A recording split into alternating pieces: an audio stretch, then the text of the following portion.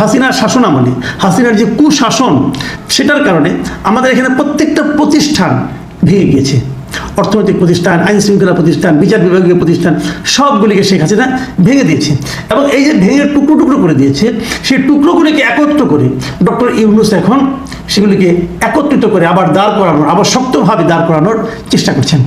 যে আসলেই তো শেখ হাসিনা সব ধ্বংস করে দিয়েছিল, সেই ধ্বংসস্তূপের উপর দাঁড়িয়ে সেই ধ্বংসপ্রাপ্ত টুকরো টুকরোগুলোকে একত্রিত করে উনি আবার সেটাকে একটা সুনির্দিষ্ট এবং ভালো চেহারায় আনতে যাচ্ছেন।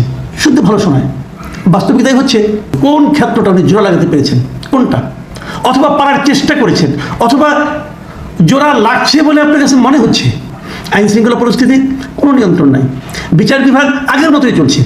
আগেও সরকার যেভাবে চাইতো সেভাবে রায় আসতো, এখনও যেভাবে চায় সেভাবে রায় হয়, এখনও তাই চলছে প্রত্যেকটা ক্ষেত্রে। আগে বলে দেওয়া যায় কী হবে, সরকার যা চায় তাই হয়।